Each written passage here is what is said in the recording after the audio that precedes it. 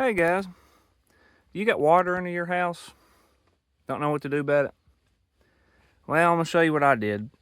So, put the house here, and this is the back wall against the driveway. There's slopes starting this way, it slopes all the way down this way, ground does.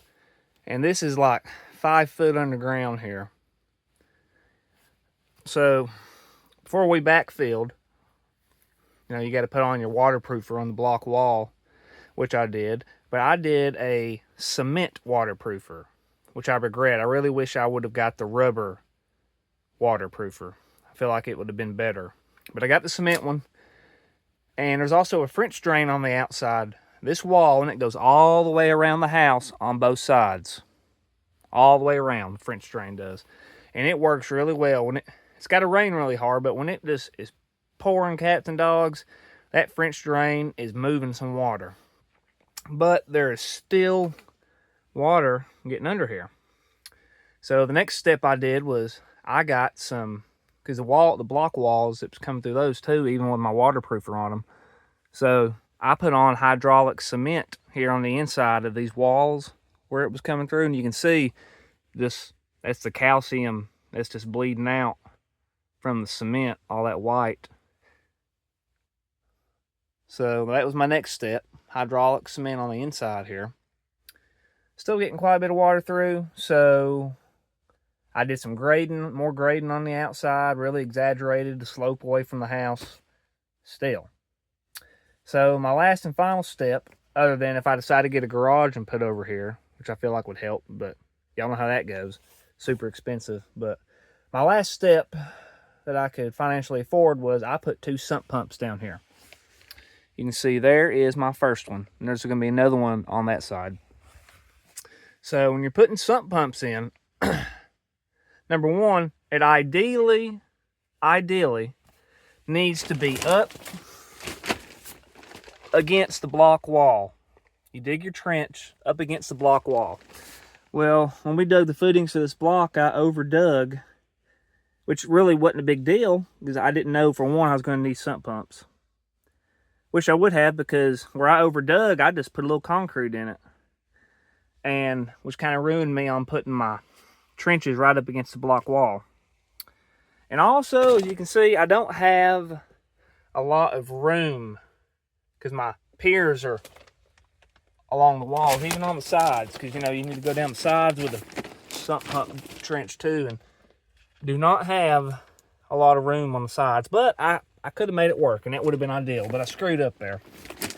So since I couldn't get up against the block wall, I had to come about right here. I got a trench going between these footers. It's a connecting trench, and I have a trench going all the way down to the pump, just straight right here. And I also have up to the pump there between these footers, I have a trench. And they all connect to the main trench here. And it works pretty well, it really does. And the same thing on that side. Between them footers, and then on that far left side, on the other side of that pipe, is my main trench. And them footers, between them footers and piers between next to the wall on that side, I got them connecting to the main trench over there and going to that pump over there. And that one over there pumps a lot more than this one, but this one still pumps too. But maybe it would have worked. I mean, it works great, but I still have, not like it was, but I still have water getting under here. So maybe, it would have worked a little better, but it is what it is, But the question is, if you have this problem, how do you install a sump pump? Because if you pay somebody, it's not going to be cheap, right? So, well, step number one, like I said, you dig your trench, ideally against the block wall. And then the hard part is the digging, and then you got to get, put all the dirt, and unless you want your crawl space to be just an absolute disaster, get a 5-gallon bucket, and you got to carry all the dirt out. And after that, you got to get gravel, and you got to carry 5-gallon or bags, but I recommend getting a truckload and just doing the 5-gallon buckets full of gravel in here and fill the trench in with gravel. That is the hard part. Now, once you get all that done, you know, you got to do the pump. And you can get, like I said, I was going for cheaper option. You can get just a 5-gallon bucket like I did, drill holes all through it like Swiss cheese. I mean, as many holes as you can get in it. Dig your hole for it, and then you're going to put the bucket in the hole, and you're going to put gravel all around the outside of that bucket in that hole. Right? And then I also, on both pumps, it'd have been great if I could have done it the whole trench, but I just did it about 10 foot in the main trench from this pump, and the same in the pump I got over there, 10 foot in the main trench. I have, like I did my French drain, I have a corrugated black pipe. And you stick it in the trench before you fill that part of the trench, and you fill it up with gravel. And you might want to, I put some duct tape on this end facing me, on that end of the pipe, so gravel and stuff wouldn't wash in it. I just duct taped it up, because remember, it's perforated. The water's going to get all in it. But that duct tape will keep debris out of it. And then on that end, I made a bigger hole in the 5-gallon bucket, and I had the pipe terminating in the bucket.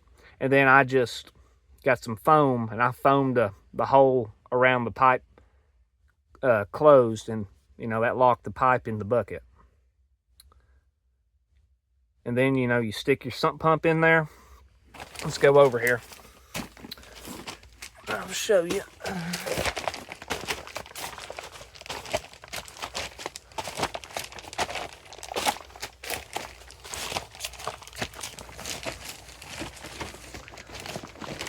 Can't really see where I've got it, but here's, now down in here, a pump.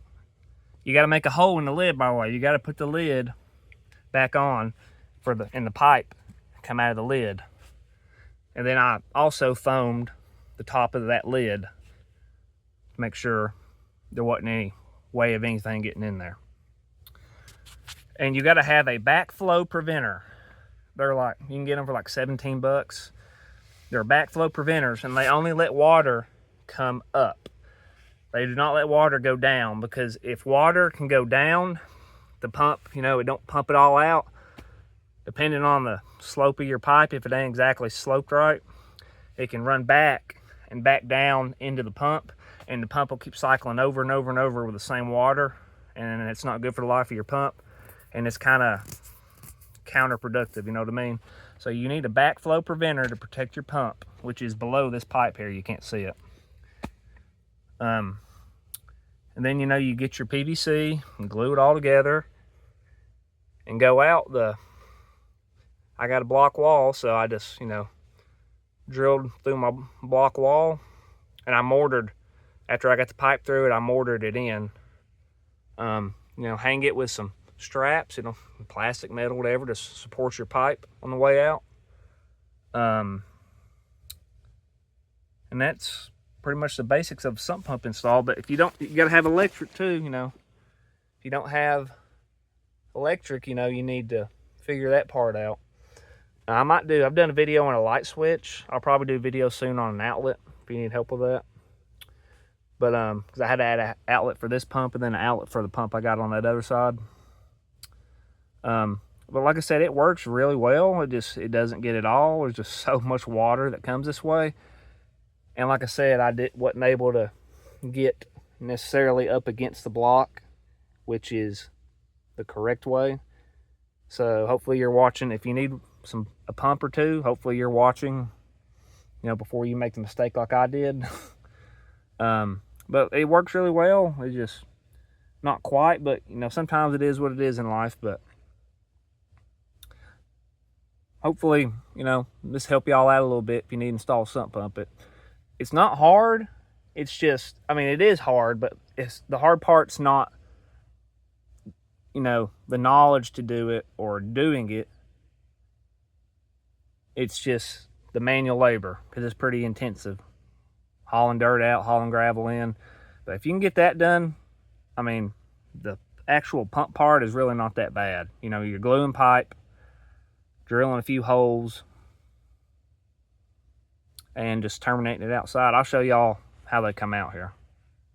One thing I did forget to mention under the house is below your backflow preventer, you need to drill just about a 1/4 inch hole, real small, about a 1/4 inch with just, you can hear that one, just any standard drill bit, and it's gonna prevent an airlock.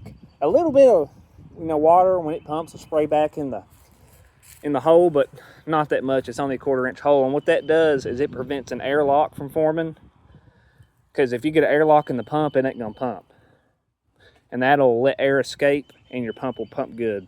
So just remember, below the backflow preventer, and it should ideally be angled downward so it sprays down into the hole and not up. But yeah, and here's where they come out. There's the one on this left side. Here's one on the right side. They were both like this. But because I didn't want to do any more digging, all the digging I did, so I'm just gonna leave it on top of the ground. That one's fine. But this one, like I said, this one pumps a lot more, and it was making an absolute mess, especially in the winter. So I just kind of put it underground here. And the way the ground slopes, I had to just bring it out right here. But you can see, look at all this water it's pumping still. It ain't rained in a couple of days. It's how much water's been getting under my house. But yeah, I mean, that's pretty much it. You guys can do it, man. It's hard work, manual labor, but other than the manual labor, it's really not difficult. Anybody can do it.